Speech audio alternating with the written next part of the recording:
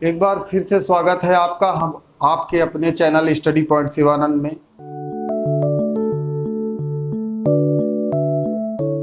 ये पॉलिटी का तीसरा लेक्चर है। मैंने आपको यह प्रॉमिस किया था कि पूरा पॉलिटी मैं कवरेज कराऊंगा।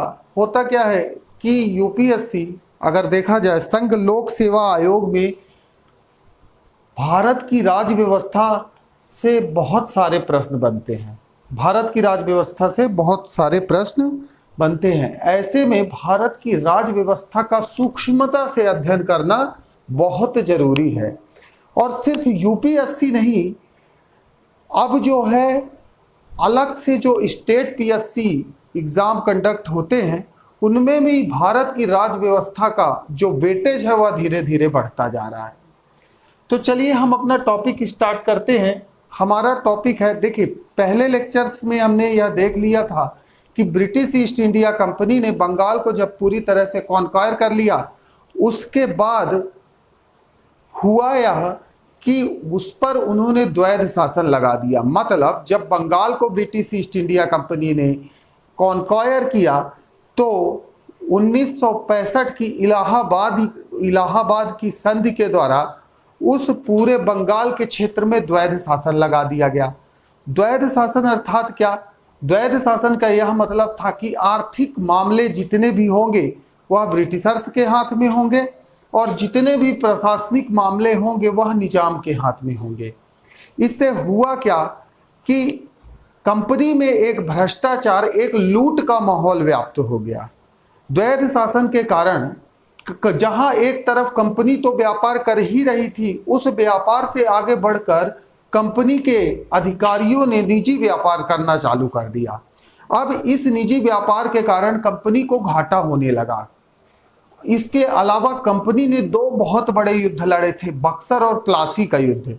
इन युद्धों के चलते कंपनी की आर्थिक स्थिति बहुत दयनीय हो गई और भ्रष्टाचार के कारण, लूट खसोट के कारण जो इंडिविजुअल कंपनी से हट के भ्रष्टाचार, जैसे मान लीजिए मैं इस YouTube चैनल में पढ़ा रहा हूं, अब मैं जाऊं किसी और YouTube चैनल में पढ़ाने लगूं, इंडिविजुअल करने लगूं, तो हो सकता है कि इससे यह YouTube चैनल कहीं ना कहीं प्रभावित होगा। इसी तरह क्या है, कंपनी के बड़े बड़े अधिकारी निजी तौर पर व्यापार करने लगे और जब इतनी आर्थिक क्षति हुई तो कहीं ना कहीं कंपनी को रेवेन्यू की जरूरत थी। इन्होंने ब्रिटेन से 10 लाख पाउंड उधार पे मांगा। 10 लाख पाउंड ऐसी कुछ राशि थी, इतना मांगा। तो ब्रिटेन को यह समझ में आया कि जब आपने यह पूरा क्षेत्र जीता है तो आपका एडमिनिस्ट्रेशन कैसा है, क्या कमी है आपके एडमिनिस्ट्रेशन में कि आपको हमसे पैसे मांगने पड़ रहे हैं। तब ब्रिटेन की संसद ने यह कहा कि अब हम आपके लिए एक एक्ट लाएंगे। अब हम आपको 20 वर्षों तक एकाधिकार प्रदान करते हैं कि आप व्यापारिक क्षेत्र और प्रशासनिक क्षेत्र दोनों संभालेंगे लगातार 20 वर्षों तक। तो यह रेगुलेटिंग एक्ट जो है यह ब्रिटेन की संसद द्वारा लाया गया सर्वप्रथम एक्ट था। जैसा कि इसका नाम है रेगुलेटिंग एक्ट। इस रेगुलेटिंग का मतलब है रेगुलेट करना। मतलब इस एक्ट के तहत ब्रिटेन की संसद डायरेक्ट रेगुलेट करेगी इंडिया में किसको? ईस्ट इंडिया कंपनी को। तो चलिए थोड़ा अब ये हमने ये आपको बता दिया, थोड़ा समझा दिया। अगर आपको नहीं समझ में आता तो आप हमारे 2 लेक्चर्स पीछे जाकर देखिए और बहुत ध्यान से देखिए। जब तक लेक्चर खत्म नहीं हो जाता तब तक देखिए और जब आप लेक्चर खत्म कर लेंगे तो सारे पॉइंट खुद ब खुद क्लियर हो जाएंगे। तो चलिए शुरू करते हैं कि देखिए यहाँ से जो जो क्वेश्चन बन सकते हैं। देखिए अगर आपसे यह पूछ लिया जाए कि 1773 के रेगुलेटिंग एक्ट के समय ब्रिटेन का राजा कौन था, तो आपको याद रखना है कि 1773 के रेगुलेटिंग एक्ट के तहत ब्रिटेन का राजा जो था वह कौन था? जॉर्ज तृतीय। कौन था? जॉर्ज तृतीय। ब्रिटेन का राजा कौन था 1773 में? 73 के समय जॉर्ज तृतीय। और अगर ब्रिटेन के प्रधानमंत्री पीएम की बात करें तो वो कौन था? Lord north. तो राजा कौन था? जॉर्ज और प्रधानमंत्री या पीएम कौन था? नॉर्थ। अगर आपसे पूछता है कि जब 1773 का रेगुलेटिंग एक्ट आया उस समय बंगाल का गवर्नर कौन था, तो उसका उत्तर आप देंगे हेस्टिंग। जिस समय यह रेगुलेटिंग एक्ट आया उस समय बंगाल का जो गवर्नर था वह था वारेन हेस्टिंग। 1773 के रेगुलेटिंग एक्ट के तहत हुआ क्या कि बंगाल के गवर्नर को गवर्नर जनरल कहा जाने लगा। तो आप ऐसा भी कह सकते हैं कि बंगाल का अंतिम गवर्नर कौन था, वारेन हेस्टिंग था, और बंगाल का प्रथम गवर्नर जनरल भी कौन था, वारेन हेस्टिंग था। इस चीज को हम आगे समझेंगे जब प्रोविजन पे जाएंगे कि उन्होंने क्या किया, कि क्यों किया। अब देखिए, इस एक्ट के तहत कहीं ना कहीं एक तरह का नियंत्रण स्थापित किया जा रहा है। तो कैसा नियंत्रण स्थापित किया जा रहा है, इसके प्रमुख प्रावधानों को देखते हैं और आगे बढ़ते हैं। बहुत आराम से, बड़ी तन्मयता के साथ पढ़िए, बहुत आराम से पढ़ा रहा हूं। देखिए यहां पर लिखा हुआ है कि इस एक्ट को लाए जाने का सर्व प्रमुख कारण द्वैध शासन के तहत कंपनी में व्याप्त भ्रष्टाचार था। मतलब यह एक्ट लाया ही गया इसलिए था कि कंपनी में जो व्याप्त भ्रष्टाचार है, जो करप्शन है, उसको दूर किया जाए ताकि कंपनी के आर्थिक हितों की हानि ना हो और ब्रिटेन को इस चीज की चिंता ना रहे कि वह हमसे पैसे मांगेंगे, बल्कि ब्रिटेन तो यह चाहता था कि ज्यादा से ज्यादा मुनाफा वहां भी पहुंचाया जाए, और बाद में पहुंचाया भी गया। तो वहां पे डेप्थ में नहीं जाएंगे, हिस्ट्री का पार्ट है, कुछ इतिहासकार अलग कहते हैं, तो हम पढ़ रहे हैं भारत का संविधान, तो हम वहीं पे फोकस करेंगे। तो इस एक्ट को लाए जाने का सर्व प्रमुख कारण मैंने आपको बताया, द्वैध शासन, जिसके तहत आर्थिक व व्यापारिक मामले जितने थे कंपनी के हाथ में थे, और इसके तहत जो भ्रष्टाचार व्याप्त था उसको दूर करना इस एक्ट का प्रमुख मकसद था, इस एक्ट का प्रमुख कारण था। तो चलिए आगे देखते हैं, दूसरा पॉइंट देखते हैं। अब यह तो इसका कारण हो गया, इस एक्ट को लाए जाने का प्रमुख कारण हो गया कि यह एक्ट लाया क्यों गया। फिर उसके बाद देखते हैं कि प्रमुख प्रावधान में पहला प्रावधान देखते हैं। पहले प्रावधान के तहत यह दिया गया है कि ब्रिटिश संसद के द्वारा लाया गया यह प्रथम अधिनियम था। मतलब यह पहला अधिनियम था जो ब्रिटिश संसद द्वारा लाया गया, जिसने ईस्ट इंडिया कंपनी पर सर्वप्रथम क्या किया, संसदीय नियंत्रण स्थापित किया। सर्वप्रथम क्या किया, एक संसदीय नियंत्रण स्थापित किया। संसदीय नियंत्रण क्या होता है समझिए। मतलब अब कंपनी पर जो नियंत्रण होगा वह सीधे ब्रिटेन के संसद के द्वारा होगा। और ब्रिटेन की संसद के द्वारा कैसे होगा, ब्रिटेन की संसद में एक बिल पास होगा, वह अधिनियम बनेगा और उस अधिनियम को भारत में ईस्ट इंडिया कंपनी पर क्या किया जाएगा, लागू किया जाएगा। जैसे ये 1773 का रेगुलेटिंग एक्ट। तो आपने देखा यह 1773, हालांकि यह महत्व है इसका कि 1773 के रेगुलेटिंग एक्ट के तहत पहली बार ईस्ट इंडिया कंपनी पर संसदीय नियंत्रण स्थापित किया गया। ठीक, अब संसदीय नियंत्रण स्थापित करने के लिए भारत में जो स्थापित करेगा उसके लिए कुछ व्यवस्थाएं बदलनी पड़ेंगी। तो व्यवस्थाएं कैसे बदली, देखिए पहले क्या था कि पूरे भारत में 3 प्रेसिडेंसीज होती थी, 3 प्रेसिडेंसी हुआ करती थी। 3 प्रेसिडेंसी ऐसी होती थी कि जैसे ये मान लीजिए भारत है, इस भारत में एक प्रेसिडेंसी तो बंगाल थी, दूसरी प्रेसिडेंसी बंबई थी और तीसरी प्रेसिडेंसी जो थी मद्रास थी।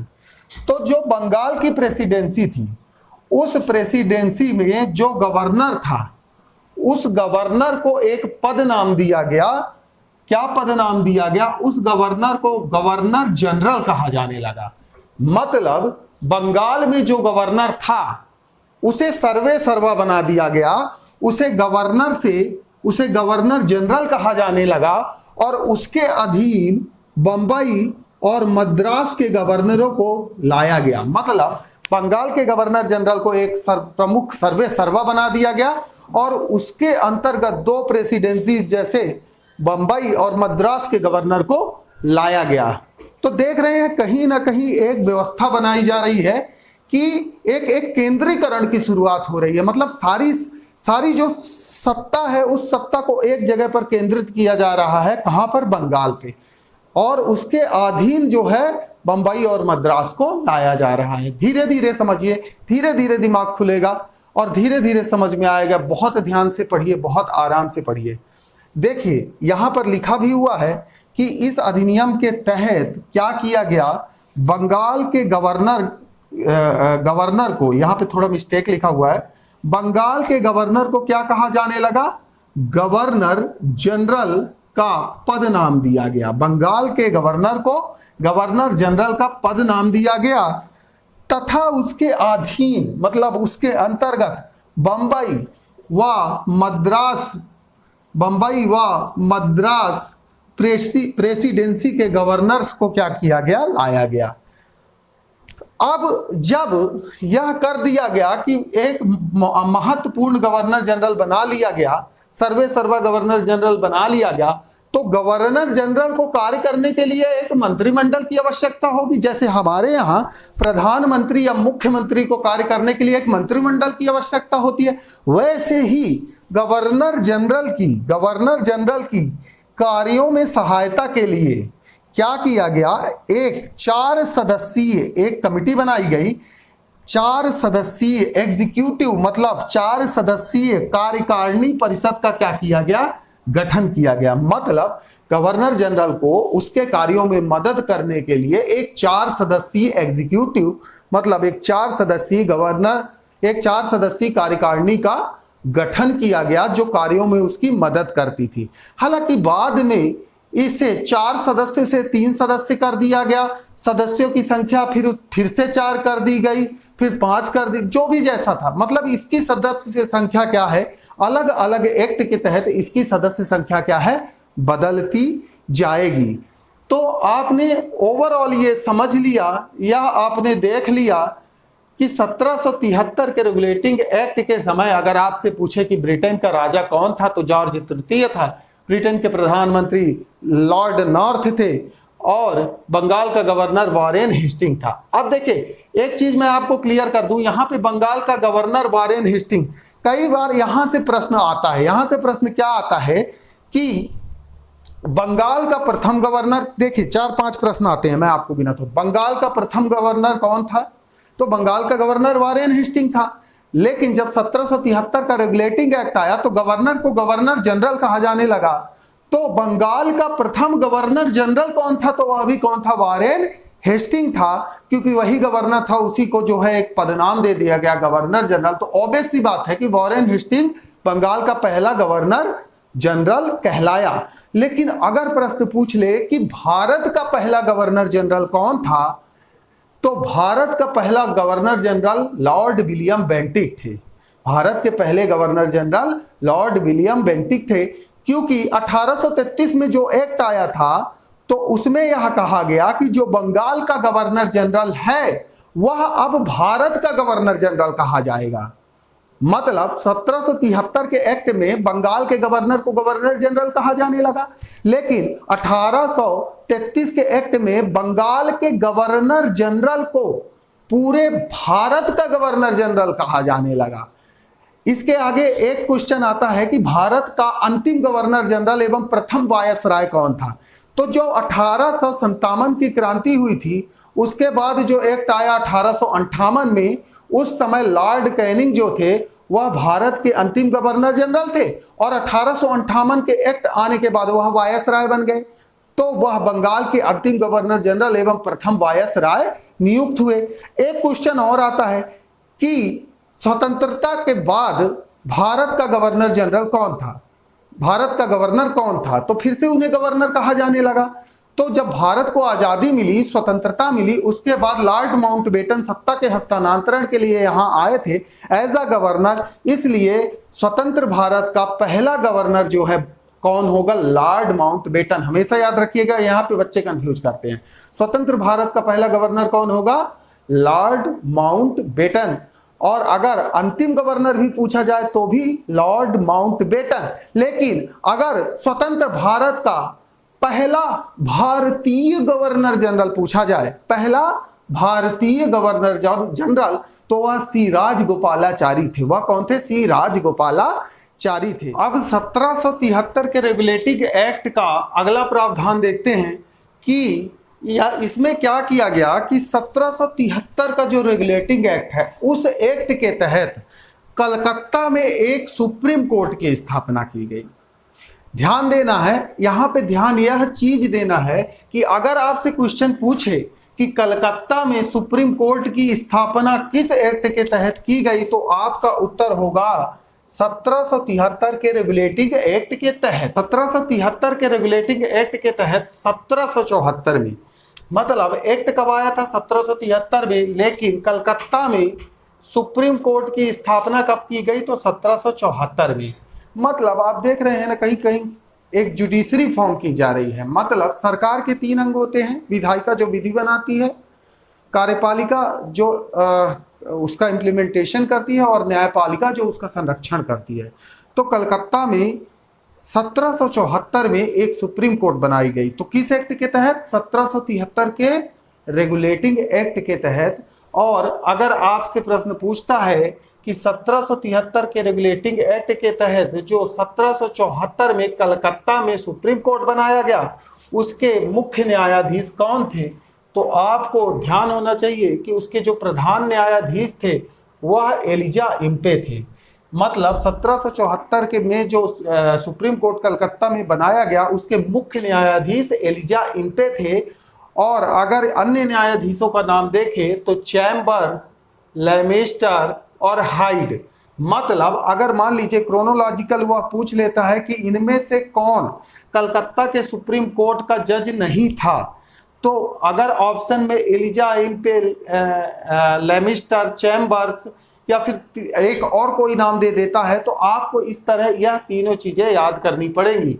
तो एलिजा इम्पे तो ठीक है, चैम्बर्स, लेमिस्टर, हाइड, इसको आप याद कर लीजिएगा। तो यह जो है 1774 में जो न्यायपालिका बनी, जो सुप्रीम कोर्ट बनी, वह यह उसके जजेज थे। मतलब 1+3, एक मुख्य न्यायाधीश था और 3 अन्य। ठीक है, लेकिन एक बात ध्यान रखिएगा कि अगर आपसे कभी प्रश्न पूछता है कि जो आज का सुप्रीम कोर्ट है वह किस एक्ट के तहत बनाया गया, तो आपको ध्यान में रखना है कि जो आज का सुप्रीम कोर्ट है वह 1773 के रेगुलेटिंग एक्ट के तहत नहीं बनाया गया था। 1773 के रेगुलेटिंग एक्ट के तहत जो न्यायालय बनाया गया था वह एक लोकल न्यायालय था और सारे अधिकार प्रिवी काउंसिल लंदन को थे। जो भारत में जो सुप्रीम कोर्ट बनाया गया है वह 1935 के भारत शासन अधिनियम द्वारा बनाया गया है। जो आज का सुप्रीम कोर्ट है वह 1935 के भारत शासन अधिनियम द्वारा बनाया गया। तो प्लीज बिल्कुल भी गलती मत करिएगा, दोनों चीज ध्यान में रखिएगा। चलिए आगे बढ़ते हैं। अगला प्रावधान, इस एक्ट के तहत ब्रिटिश संसद ने कंपनी को अगले 20 वर्षों अर्थात 1793 तक के लिए व्यापारिक व प्रशासनिक एकाधिकार प्रदान किया। अब इस चीज को समझिए। देखिए, जब यह कंपनी आई थी 1600 में, तो यह 15 वर्ष का अधिकार पत्र लेके आई थी व्यापारिक मामलों के लिए। धीरे धीरे इसने एक्सपेंशन किया, तो इन्होंने यह किया, ब्रिटिश संसद ने यह किया कि ईस्ट इंडिया कंपनी अगले 20 वर्षों तक व्यापारिक कार्य और इसके साथ साथ प्रशासनिक कार्य भारत में देखेगी। ठीक, तो इसमें यह प्रावधान किया गया था कि देखिए, एक्ट आया 1773 में, यहां पे मैं आपको समझाता हूं। देखिए 1773 में एक्ट आया। इसमें क्या किया गया कि अगले 20 वर्षों अर्थात 1793 तक क्या किया गया कि कंपनी को व्यापार और प्रशासन का एकाधिकार मोनोपोली दे दी गई। मतलब 1773 से 1793 के बीच जो भी भारत में यूरोप की तरफ से व्यापार होगा वह सिर्फ और सिर्फ ईस्ट इंडिया कंपनी ही करेगी, क्योंकि ईस्ट इंडिया कंपनी ही सर्वे सर्वा रहेगी, चाहे वह व्यापारिक अधिकार हो चाहे वह प्रशासनिक अधिकार हो। लेकिन आप जब देखेंगे कि व्यापारिक अधिकार के बाद कंपनी की दशा वही रहती है, तो धीरे धीरे इसके व्यापारिक अधिकारों को कम किया जाने लगता है। हालांकि प्रशासनिक अधिकारों को यह अगले 20-20 वर्षों तक बढ़ाते रहते हैं, लेकिन व्यापारिक अधिकारों को कम किया जाता है। पहली बार 1793 के बाद अगर आप देखें तो 1813 का जो अधिनियम आया था उसमें व्यापारिक अधिकारों को सीमित कर दिया गया था। व्यापारिक अधिकारों को मतलब कम कर दिया गया था। हालांकि प्रशासनिक अधिकारों को फिर से अगले 20 वर्षों तक के लिए बढ़ा दिया गया। फिर जब 1833 का एक्ट आया तब जाके व्यापारिक अधिकारों को पूर्णतः क्या कर दिया गया, समाप्त कर दिया गया। सारे अधिकारों को समाप्त कर दिया गया और ईस्ट इंडिया कंपनी को 1833 के बाद सिर्फ प्रशासन का अधिकार सौंपा गया। तो जो ये 1793 से, जब याद करिए मैंने आपको चार्टर पढ़ाया था कि 4 चार्टर पेश किए थे। 1793 से 20 साल बाद अगर आप देखें, 1773 से 20 साल बाद 1793 से 20 साल बाद 1813 और 1813 से 20 जोड़ दीजिए तो 1833। तो 73 में रेगुलेटिंग एक्ट आया था और तो इन्हीं चार्टरों में व्यापारिक और प्रशासनिक अधिकारों को बढ़ाया गया। हालांकि फिर बाद में व्यापारिक अधिकारों को कम किया गया और 1833 के एक्ट द्वारा व्यापारिक अधिकार पूरी तरह से छीन लिए गए और कंपनी का मात्र कार्य रह गया भारत में प्रशासनिक एकाधिकार, मतलब प्रशासनिक मोनोपोली की जाएगी। चलिए, तो आज का हमारा लेक्चर यहीं पे समाप्त करते हैं। अगर कुछ बचेगा या कुछ आपकी क्वेरीज होंगी या कुछ भी होगा या हमें सुझाव देना होगा तो हम आपकी पूरी मदद करेंगे। आप बने रहिए हमारे YouTube चैनल, आपके अपने YouTube channel study point Shivanand में। तब तक के लिए नमस्कार, जय हिंद, जय भारत।